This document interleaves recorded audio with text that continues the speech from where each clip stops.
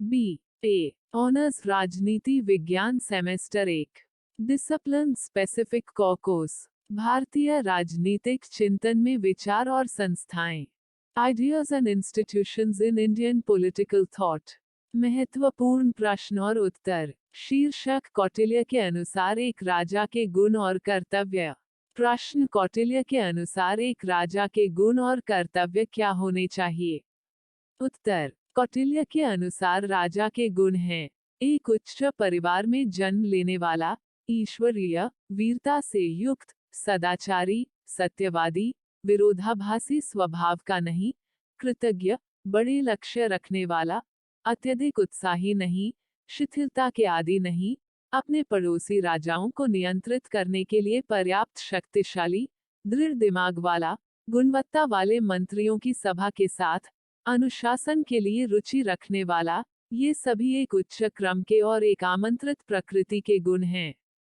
इसके अलावा कौटिल्य ने इंद्रिय के अंगों के संयम को निर्धारित किया है। अध्ययन और अनुशासन में सफलता इंद्रियों के संयम पर निर्भर करती है, जिसमें काम, क्रोध, लोभ, मोह, अहंकार, मद और अति आनंद हर्ष का त्याग करना महत्वपूर्ण है।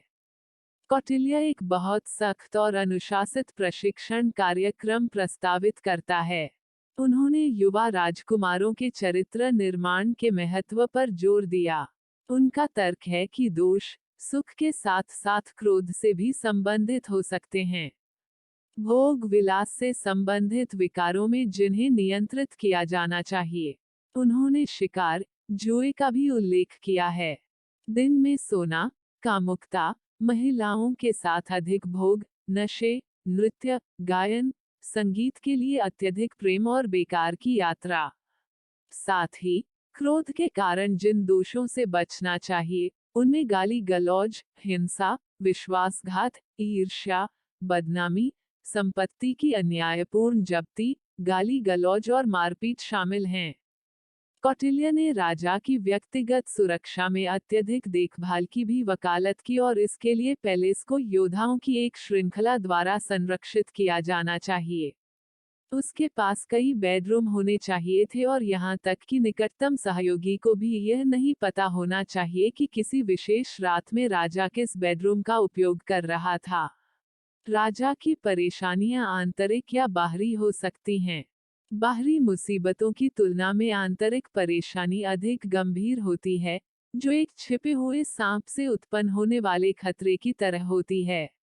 एक मंत्री के कारण होने वाली परेशानियों अन्य प्रकार की आंतरिक परेशानियों से अधिक गंभीर होती है। अतः राजा को चाहिए कि वह वित्त और सेना की शक्ति को अपने नियंत्रण में रखे।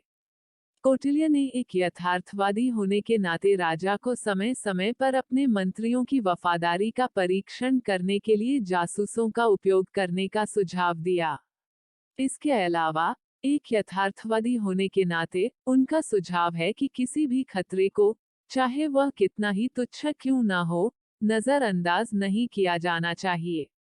कौटिल्य के लिए राजा राज्य में सभी गतिविधियों के लिए केंद्रीय था, इसलिए अपेक्षाएं भी बहुत अधिक थीं और उन्हें कई कार्य करने पड़ते थे। एक राजा का सर्वप्रथम कर्तव्य प्रजा की रक्षा करना और सुरक्षा प्रदान करना था। सभी का कल्याण वह सिद्धांत था जिसके आधार पर उसके प्रशासन की गुणवत्ता का न्याय किया जाना था। इसमें समाज में कानून और व्यवस्था और शांति बनाए रखना और आंतरिक या बाहरी आक्रमण के सभी रूपों के खिलाफ कार्य करना शामिल था। इनके अलावा उनसे प्राकृतिक आपदाओं के दौरान लोगों की मदद करने की भी उम्मीद की जाती थी। दो राजा न्यायपालिका का पदेन प्रमुख और अपील के लिए सर्वोच्च निकाय था। कौटिल्य का सुझाव है कि न्याय का प्रशासन करते समय धर्म के सिद्धांतों का हमेशा पालन किया जाना चाहिए और राजा को सतर्क रहना चाहिए कि उचित जांच और सबूत के बिना किसी को दंडित न किया जाए। 3 कौटिल्य राज्य में विधायी आदेश यानी शासना आदेश के रूप में कुछ विधायी गतिविधियां जोड़ी गई थी। हालांकि राजा को हमेशा धर्म के सिद्धांतों को ध्यान में रखते हुए कानून बनाना चाहिए। मार्गदर्शन के लिए सभी कानूनों पर विद्वान और अनुभवी लोगों के साथ चर्चा की जानी चाहिए और कोई भी कानून मनमाना नहीं होना चाहिए। 4 प्रशासनिक तंत्र में मंत्री की नियुक्ति और राजा द्वारा उन पर प्रयोग किया जाने वाला नियंत्रण शामिल था। सही व्यक्ति को सही पद पर नियुक्त करना, उन्हें उनकी क्षमता के अनुसार कार्य सौंपना एक महत्वपूर्ण प्रशासनिक कार्य था। 5. उसने महानायकों की नियुक्ति की।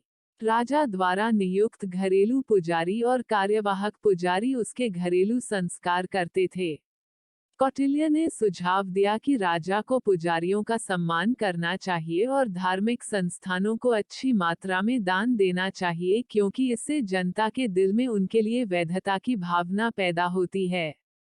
6. राजस्व में यह देखना उसका कर्तव्य था कि खजाना खाली न हो। उन्होंने प्राप्तियों और व्यय के खातों को भी देखा। उन्होंने महानियंत्रक को नियुक्त किया, जो राजस्व एकत्र करने के लिए जिम्मेदार था। वो करों को बनाए रखने और मुद्रास्फीति को नियंत्रित करने के लिए जिम्मेदार था। इसके अलावा, कौटिल्य कराधान की एक तर्कसंगत प्रणाली का सुझाव देते हैं ताकि गरीबों को उत्पीड़ित महसूस न हो। 7. सेना के सर्वोच्च सेनापति के रूप में, राजा का कर्तव्य था कि वह सैनिकों की भर्ती की प्रक्रिया का निरीक्षण करे और साथ ही यह देखे कि उन्हें अच्छा वेतन मिल रहा है और उनके परिवारों की देखभाल की जा रही है। इसके अलावा उसे हाथियों, घोड़ों, सेना और पैदल सेना द्वारा उपयोग किए जाने वाले रथों की स्थिति पर भी नजर रखनी चाहिए। युद्ध के दौरान और शांतिकाल में, उन्हें अपने सैनिकों को प्रेरित रखना चाहिए और उपलब्धियों को शालीनता से पुरस्कृत करना चाहिए।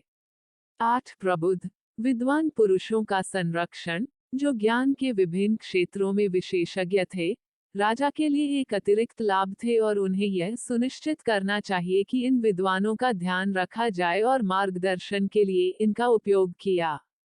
कौटिल्य शाही पितृसत्ता में दृढ़ विश्वास रखते थे।